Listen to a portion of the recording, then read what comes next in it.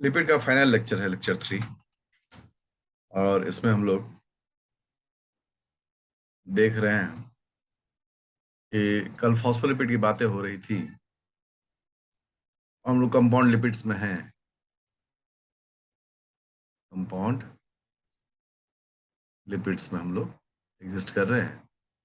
Previous lecture में हम लोग फॉस्फोलिपिड्स की बात कर रहे थे और उसमें हम फॉस्फोलिपिड के क्या कॉम्बिनेशंस होते हैं। क्योंकि फॉस्फोलिपिड मेम्ब्रेन में मिलता है, इसलिए ये बहुत ज़्यादा ज़्यादा मात्रा में उपलब्ध रहता है फॉस्फोलिपिड। दूसरा जो ग्रुप है उसका नाम है ग्लाइकोलिपिड्स। ग्लाइकोलिपिड्स में दो ग्रुप बांटा जाता है। पहला ग्रुप होता है ग्लिसरोग्लाइकोलिपिड्स। ग्लिसरोग्लाइकोलिपिड्स। और दूसरा ग्रुप जो है वह है स्फिंगोग्लाइकोलिपिड्स। स्फिंगोग्लाइकोलिपिड्स। यहाँ दो टर्म डिफरेंट है ग्लिसरो कि ग्लिसरोग्लाइकोलिपिड्स में अल्कोहल में ग्लिसरोल होता है और स्फिंगोग्लाइकोलिपिड में ग्लिसरोल नहीं होता है। ये नहीं होता है, इसकी जगह पर क्या होता है? स्फिंगोसाइन। स्फिंगोसाइन। मैं इसको यहाँ नीचे लिख देता हूँ, स्फिंगोसाइन।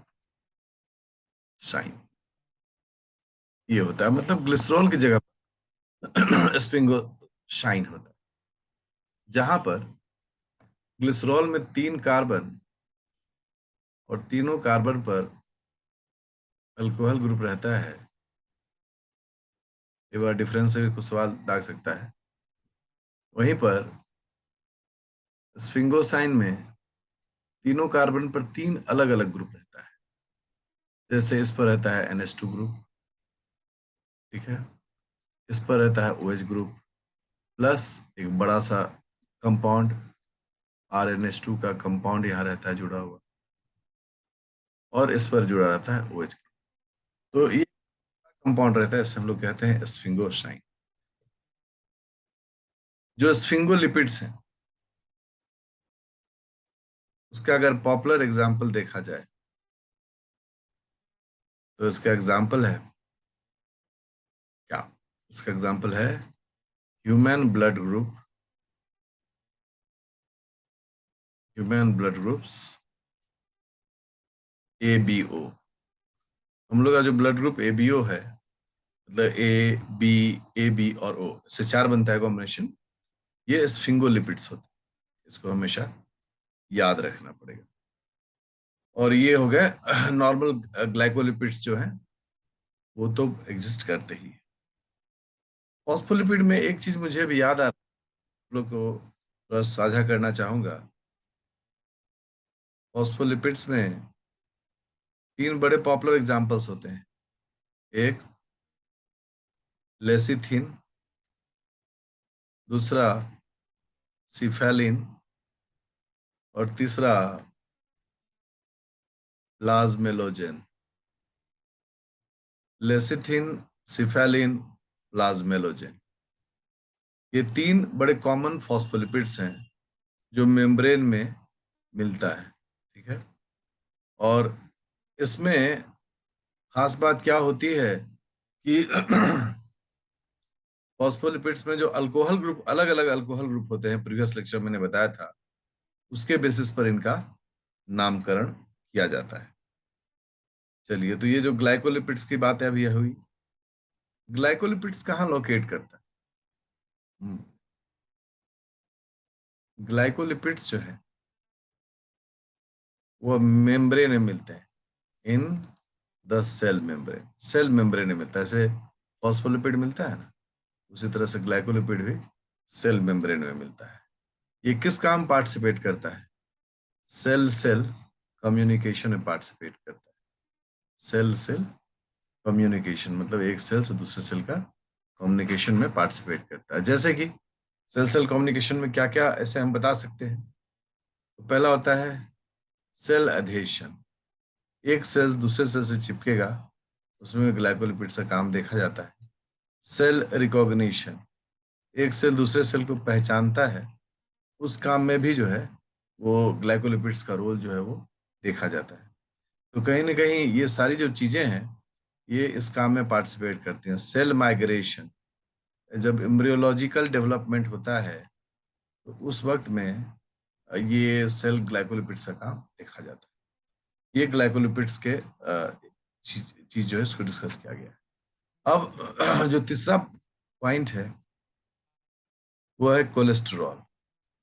कोलेस्ट्रॉल की जब हम बात करते हैं अच्छा, हम कोलेस्ट्रॉल अभी छोड़ देते हैं। एक्चुअली मेम्ब्रेन दिमाग में आने से ना पूरा कोलेस्ट्रॉल ही बताने का मन हो गया, लेकिन उसको हम ड्राइव लिपिड देखते हैं। अभी तो हम कंपाउंड लिपिड्स ही देखते हैं। फिर होता है स्फिंगो स्फिंगो माइलिन। हम सब जानते हैं कि जो माइलिनेटेड न्यूरॉन्स होते हैं, ऐसे न्यूरॉन्स जिसमें एक्सॉन पर कवर होता है, ठीक है ना, वो कवर इस तरह से वो कवर होता है, ये पूरा मेम्ब्रेन को ऐसे घेरे रहता है, ऐसे ये कवर किए रहता है। इसे हम लोग बोलते हैं माइलिन शीट। ये व्हाइट कलर का होता है, हम सब बनाते हैं इस स्ट्रक्चर को, इसे बोला जाता है माइलिन शीट, ठीक है। ये व्हाइट दिखता है। इसका काम है नर्व इम्पल्स को तेजी देना। मतलब जो नर्व इम्पल्स होता है ना, वो यहाँ से यहाँ जंप कर करके जाएगा, सॉल्टेटरी मूवमेंट, इसको ह्यूमन फिजियोलॉजी में लोग पढ़ते हैं, ठीक है। ये जो माइलिन शीथ है, इसमें स्फिंगोमाइलिन पाया जाता है। ये कहाँ प्रेजेंट होता है? Present in the myelin sheath of neurons, ठीक है। साथ ही साथ क्या होता है, ये माइलिन शीथ जो होता है ये इंसुलेटर होता है। मतलब इससे बिजली का प्रवाह नहीं हो सकता है, ठीक है ना। Therefore nerve impulse nerve impulse जो होता है, इम्पल्स जंप्स एंड मूव,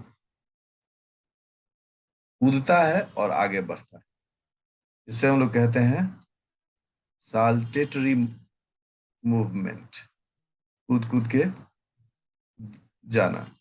और इसके कारण बहुत तेजी से कंडक्शन ऑफ नर्व इम्पल्स होता है।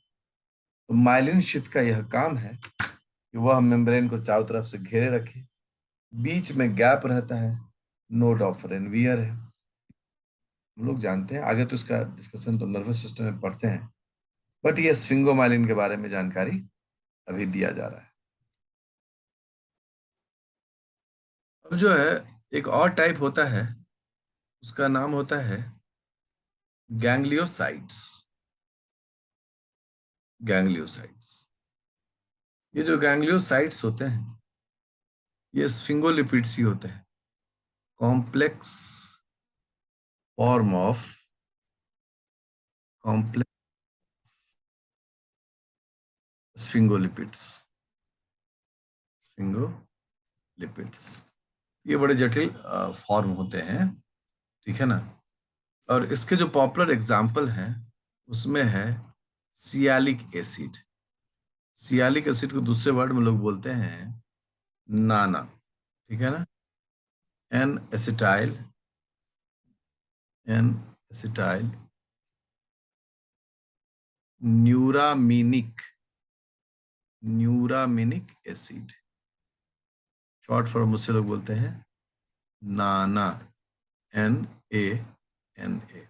सियालिक एसिड किस काम में पार्टिसिपेट करता है? ये सेल सेल कम्युनिकेशन, एक सेल से दूसरे सेल की जो बातें होती हैं उन बातों में यह भागीदार लगता है। कौन भागीदारी रखता है? गैंग्लियोसाइड। इसको भी दिमाग में रखने की आवश्यकता है। फिर आगे जब हम बात बढ़ाते हैं, एक और एग्जाम्पल आता है जिसका नाम होता है सेरेब्रोसाइट्स, ठीक है। सेरेब्रोसाइट्स जो हैं उसमें सेरेब्रो जो टर्म आता है वो आता है ब्रेन से, क्योंकि हमारा ब्रेन में बहुत सारा फैट मटेरियल्स है, ठीक है ना। और ये जो है ऑब्वियसली न्यूरॉन्स में मिलते हैं, न्यूरॉन्स में ये हमें प्राप्त होता है, ठीक है। और सेरेब्रोसाइट्स जो है ये मतलब बेसिक जो लिपिड का काम जो है वही काम यह भी अंजाम देता है सेरेब्रोसाइट। अब ये सब तो आप देख रहे हैं कंपाउंड लिपिड में कौन कौन सा फॉर्म है भाई, क्या क्या काम है इसका, कहाँ कहाँ मिलता है ये, अनडाउटेबली। तो कुछ ऐसे रेयर जेनेटिक डिजीजेस हैं उसके बारे में हम लोग अभी पढ़ने वाले हैं। रेयर जेनेटिक डिजीजेस,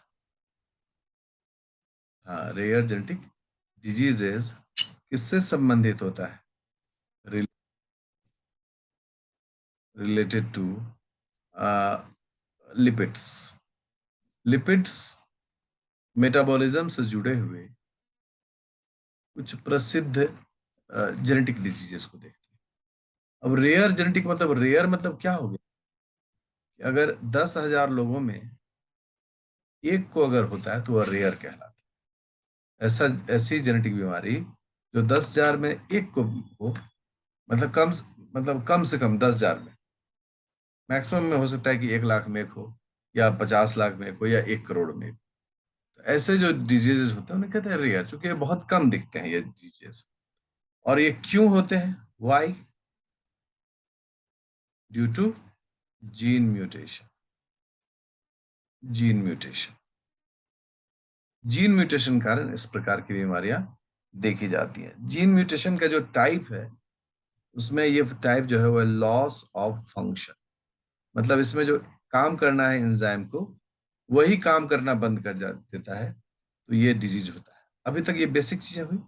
अब होता है कि सर एक्चुअली होता कैसे, देखो, जो भी सेल में जन्म लेता है उसको एक दिन जाना होता है, कोई भी लिपिड हो, एनी लिपिड, जब इसका एज पूरा हो जाएगा, एज पूरा, ये कहाँ चला जाएगा, लाइसोसोम, लाइसोसोम। मान लो कि हम ऐसे एक लिपिड बना दें, ऐसे ये लाइसोसोम में गया, और वहां जो एंजाइम है वह एंजाइम इसको छोटे छोटे टुकड़ों में चेंज कर दिया, क्योंकि लाइसोसोम का यही काम है, रिसाइकलिंग। तो ये काम हो गया। लेकिन अब सोचो कि इस एंजाइम में, मतलब ये डीएनए है, इस डीएनए से क्या बना, एमआरएनए। उस एमआरएनए से क्या बना, ये प्रोटीन या एंजाइम, एंजाइम बना। पिक्चर बहुत आसान है कि ये डीएनए है, यहाँ इसका जेनेटिक कोड है एंजाइम का, उसके कारण ये एंजाइम का एमआरएनए बना, और इस एमआरएनए पर से एक एंजाइम बना। नॉर्मल ये इट्स वेरी गुड वर्क। अब क्या हुआ, यहाँ कोई म्यूटेशन हो, एमआरएनए भी डिफेक्टिव हो गया और एंजाइम भी क्या हो गया, डिफेक्टिव हो गया। कई बार तो ऐसा है कि एंजाइम बनेगा ही नहीं, एमआरएनए डिफेक्टिव हुआ, वहीं से उनको निपटा दिया, भैया गलत चीजों जाओ। अब ये जो म्यूटेशन है, इस म्यूटेशन के कारण, ये म्यूटेशन डीएनए में हो रहा है, तो डीएनए में जब म्यूटेशन हुआ तो एंजाइम डिफेक्टिव बना।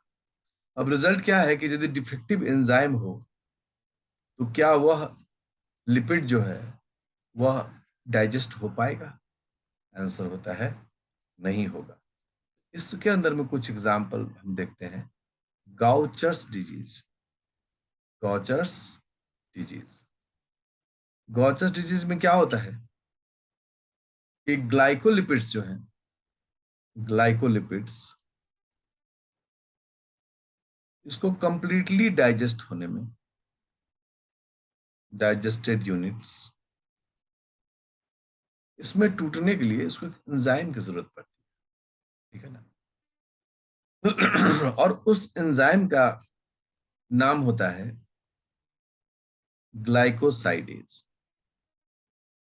नॉर्मल ये वर्क है, ठीक है, कहाँ हो रहा है, लाइसोसोम में हो रहा है। सीधी कहानी है, लाइसोसोम के अंदर ये काम हो रहा है। अब क्या हुआ, म्यूटेशन हो गया, म्यूटेशन इन जीन। अब म्यूटेशन इन जीन के कारण क्या हुआ, लाइसोसोम के अंदर में ग्लाइकोलिपिड आया, लेकिन डाइजेस्ट नहीं हो पाया। क्यों डाइजेस्ट नहीं हो पाया, क्योंकि ये एंजाइम जो है वही नहीं बना, डिफेक्टिव एंजाइम। धीरे धीरे और ग्लाइकोलिपिड आया, धीरे धीरे और ग्लाइकोलिपिड आया, आया गया, आते गया, लेकिन क्या नहीं हुआ, डाइजेस्ट नहीं। ये क्या हो गया, कचरा जमा हो गया, क्योंकि तो कचरा है, बायोलॉजिकल गार्बेज है, क्योंकि ये सब ग्लाइकोलिपिड का एज पूरा हो।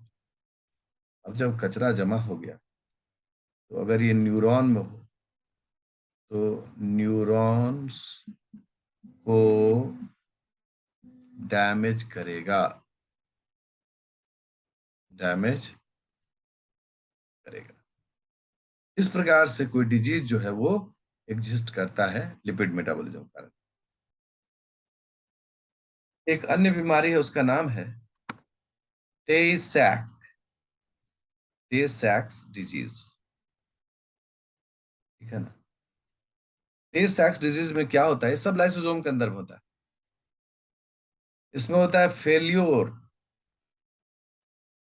Of the digestion of the degradation, हम लिख देते हैं, ठीक है ना, एक ही चीज है, डिग्रेडेशन ऑफ स्फिंगोमाइलिन। अब सोच लो, न्यूरॉन के लाइसोसोम में स्फिंगोमाइलिन जमा होना शुरू हो जाएगा, और धीरे धीरे धीरे धीरे वो सारा खेल खत्म कर देगा। क्यों, क्योंकि कारण क्या है इसका, तो कारण यह है कि जो हेक्सोसोमेनिडेज है, हेक्सो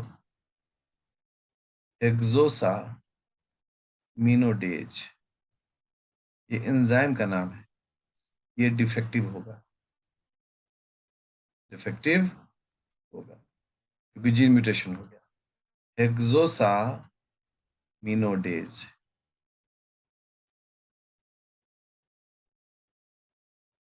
अब हम लोग देख रहे हैं लाइपोप्रोटीन्स को। लाइपोप्रोटीन्स मतलब हो गया लिपिड कॉम्बिनेशन। ये जो लाइपोप्रोटीन्स होते हैं, ये कुछ कैटेगरी इनके बांटे गए लाइपोप्रोटीन्स को, लिपिड और प्रोटीन कॉम्बिनेशन। पहला जो कैटेगरी है इसमें, उसको बोला गया हाई डेंसिटी लिपोप्रोटीन, ठीक है, HDL। दूसरा, we all know, low density lipoprotein, LDL। तीसरा, intermediate intermediate density lipoprotein, IDL। और चौथा इस ग्रुप में आता है, उसका नाम है काइलो माइक्रो। ये चार प्रकार के लाइपोप्रोटीन्स होते हैं, HDL, LDL and IDL carries cholesterol, cholesterol in blood. खून के अंदर कोलेस्ट्रॉल को कैरी जिसमें मैक्सिमम कौन करता है, LDL। तो LDL is major carrier of cholesterol. इनका नाम भी ऐसा ही लिखा था, अगर हाई डेंसिटी लाइपोप्रोटीन कोलेस्ट्रॉल कॉल कैरी करता है तो HDLC, ये हो गया LDLC, और ये हो गया IDLC। इस प्रकार से ये होता है, जिसमें कि सबसे ज्यादा कैरी करता है LDLC, उसके बाद फिर HDLC, और ये IDLC बहुत कम करता है। अब अगर एक्सेस हो जाए, excess LDLC harmful for cardiovascular system, cardiovascular system, ठीक है। LDL के जगह पर अगर HDLC हो, is good for heart, for the heart, दिल के लिए HDLC का जो अनुपात वो बढ़िया है। अब वीमेन में HDLC जो है वो ज्यादा है इसकी तुलना में LDLC, इसलिए वीमेन का जो हार्ट फेल है वो कंपेरेटिवली बहुत कम खबरों में आता है, अंटिल की एजिंग ना हो, नॉर्मली ऐसे हार्ट फेल नहीं।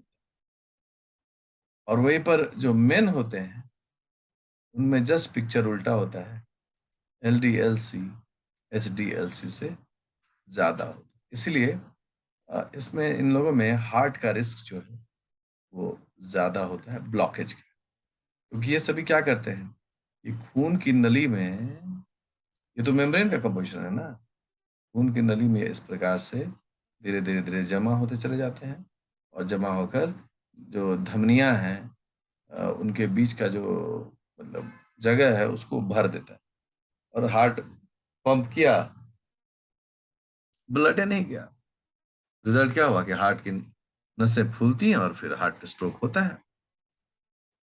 तो HDLC is always preferred to be the good source to protect against heart. अब जो लोग कहते हैं कि ज्यादा सैचुरेटेड फैट खाते हैं उनमें LDLC ज्यादा बनता है, लाइक घी डालडा में। तो घी डालडा के डर से लोग रिफाइन खाने लगे, वो तो और डैमेज करता है। कड़ुआ तेल बहुत बढ़िया है, पूरी कचौड़ी समोसे सब कड़ुआ तेल में बनाई, और साउथ इंडियंस नारियल तेल में बनाते, they are very good. But क्या है कि यदि कोई फिजिकल काम करता है तो अगर वो एक चम्मच घी खाएगा तो उसको हार्म नहीं। दिक्कत किसके लिए, जब कोई काम नहीं करते हैं और हम सिर्फ खा रहे हैं, then it is very dangerous for our health. अब इसके बाद जो है एक आता है काइलोमाइक्रोन। ठीक है, काइलोमाइक्रोन में दो टर्म है, ठीक है ना, एक तो है काइल, काइल, और दूसरा होता है माइक्रोन। माइक्रोन, काइल जो है वो एक्चुअली इंटेस्टाइन के अंदर का जो फूड होता है उसे हम लोग काइल कहते हैं। इसको अगर गौर करें तो इसका साइज जो है वो लगभग 100 to 1000 नैनो मीटर में इसका साइज।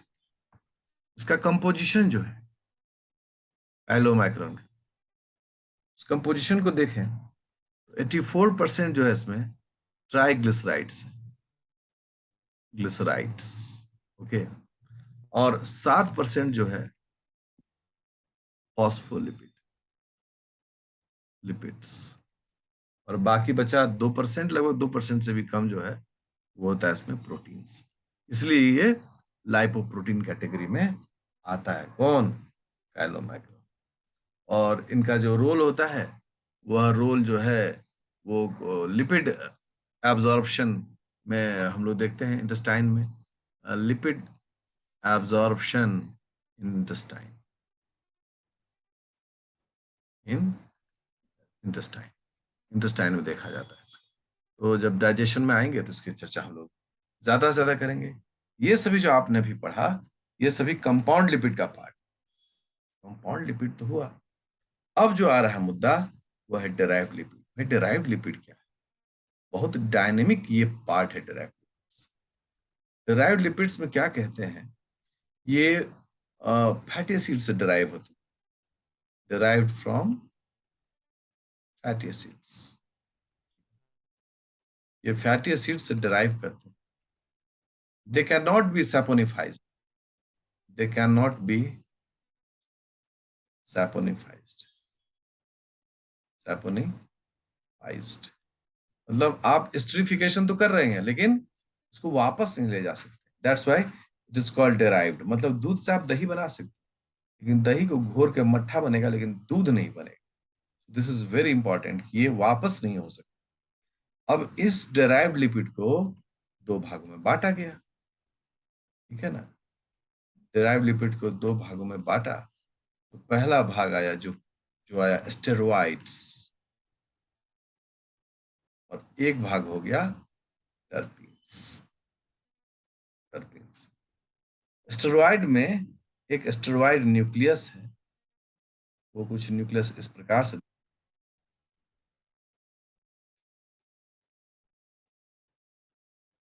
जो भी एस्टेरॉयड रहेगा वह इस स्ट्रक्चर को फॉलो करेगा। हम लोग कोलेस्ट्रॉल बनाते हैं तो यूजुअली हम लोग इस स्ट्रक्चर को करते हैं। और टर्पीन्स जो है, टर्पीन्स में आपको ऐसे चेन भी मिल जाएगा, ठीक है ना, और ऐसे छोटा छोटा सिंगल रिंग भी मिल जाएगा। मतलब इसमें दोनों तरह के स्ट्रक्चर जो है वो एग्जिस्ट करते हैं, स्टेरॉइड सेंटर। और स्टेरॉइड में ही अगर अल्कोहल ग्रुप जुड़ जाए, स्टेरॉइड में अगर OL जुड़ जाए, अल्कोहल ग्रुप, OH ग्रुप, तो इसे हम लोग स्टेरोल्स कहते हैं। तो सबका अपना एक हिसाब बना। अब स्टेरॉइड्स में अगर हम लोग आए तो इसका जो क्लासिफिकेशन होता है, classified classified on the basis of carbon number. Carbon number के आधार पर इसको क्लासिफाई किया जाता है स्टेरॉइड्स को। तो स्टेरॉइड्स और स्टेरॉल्स को हम लोग साथ ले रहे हैं, ठीक है ना। इसमें स्टेरॉइड्स भी आ जाएगा और स्टेरॉल्स भी आ जाएगा। अब जब यह बांटा गया तो देखिए कैसे बांटा गया। अरे तो बहुत टेढ़ा हो गया। चलो देखो, नंबर ऑफ कार्बन एटम और एग्जाम्पल्स। अब देखिए फटाफट, सबसे पहला C29। C29 स्टेरॉइड्स का अब तक कोई एग्जाम्पल बायोलॉजिकल साइंस में उपलब्ध नहीं। C28 इर्गोस्टेरॉल। C27 cholesterol. C24 bile acids, bile acids. C21 progesterone, cortisol. Progesterone कहाँ का है? Female sex hormone. और कोर्टिसोल जो है वो एड्रिनल कॉर्टेक्स से निकलने वाला हार्मोन होता है। छठवां C20। C20 में आ जाता है प्रोस्टाग्लैंडिन्स। सातवां C19। C19 में आता है टेस्टोस्टेरोन, मेल सेक्स हार्मोन है ना। और आठवां जो अंतिम इसका है दैट इज कॉल्ड C18, और इसमें आता है एस्ट्रोजेंस। एस्ट्रोजेंस या एस्ट्राडायोल्स जो भी है। अब आप गौर करेंगे तो जैसे कि बाइल एसिड्स में कौन आता है? कॉलिक एसिड, एक एग्जाम्पल है कैटाकॉलिक एसिड। ये सभी अलग अलग परिवार से बिलोंग। C29 फैमिली में कोई है नहीं, नहीं भी लिखेंगे काम चलेगा। C28 इर्गोस्टेरॉल, C27 cholesterol, C14 bile acid colic acid, C21 progesterone cortisol, C20 prostaglandin, C19 testosterone, C18 oestrogens. ये हो गया आपका एक क्लास किसका? स्टेरॉइड्स और स्टेरॉल्स का। इसको अगर हम भूल जाएंगे तो मामला गड़बड़ा जाएगा। इसको हम लोग को ध्यान देना चाहिए।